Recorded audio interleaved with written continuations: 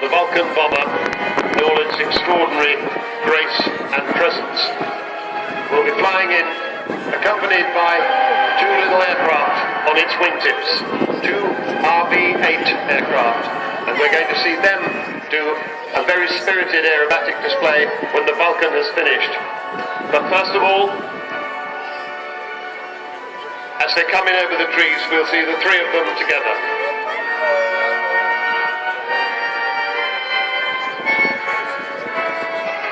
It's like Brenda. It's like the War of the Worlds, isn't it? Yeah?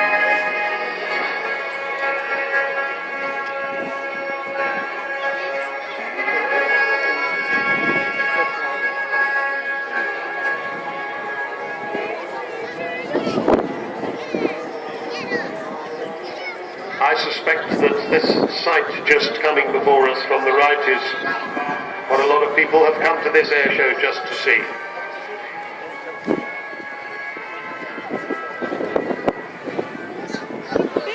And there, the aviators are providing smoke for the Vulcan. She doesn't normally have smoke. An indication of how easy to handle the Vulcan is. You can go this slowly to keep position with these two little aircraft. In fact, they're making more noise than she is.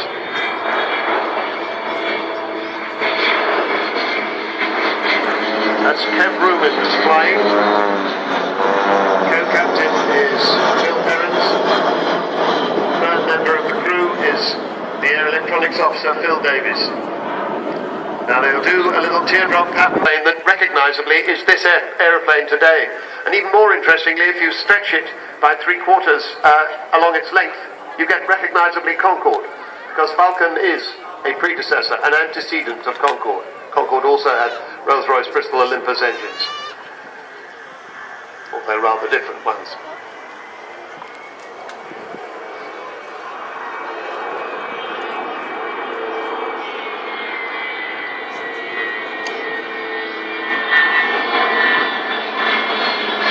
Perfect formation there by the two RB-8 guys.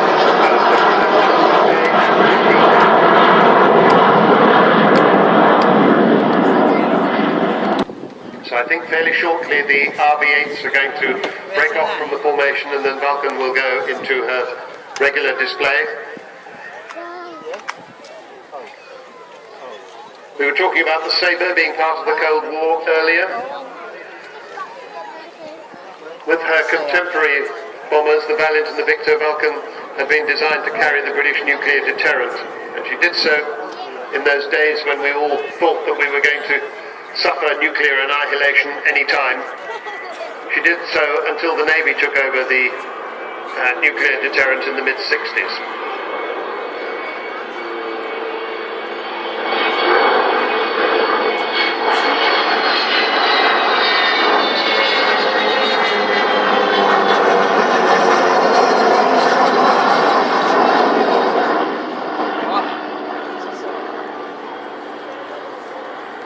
So they were never sure whether they were going to get home at the end of this extraordinary raid.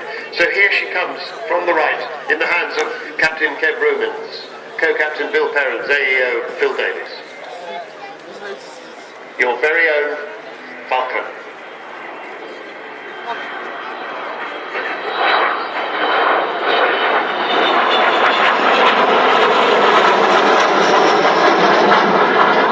Everybody thinks she's very noisy.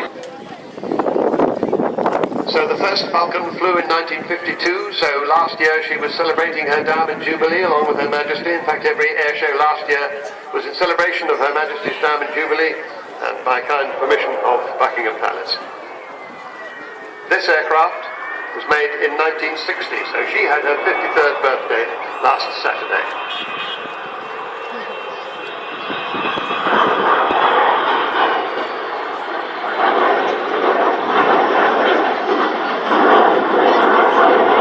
Bomber pretending to be a fighter.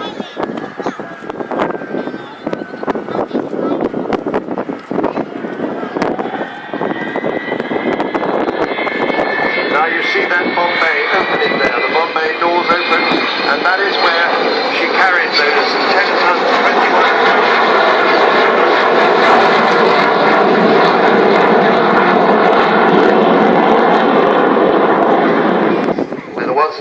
at a time when we thought she might not fly beyond the end of this season, because she does require major modification next winter. As she comes by this time, you'd see those bomb doors closing. If you look at them with binoculars, you may just be able to see inside.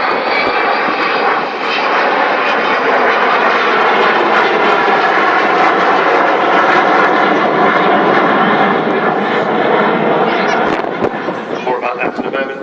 EADS, the rich Kearsley Airways, Meggitt, Messier, Doughty, Rolls-Royce and Circa. Still costing £2 million a year to run. That's 38,500 every week. Fundraising done by the Vulcan to the Sky Club, quite a lot of it. More than 8,000 members and rising, one of the biggest aviation heritage support clubs in the world.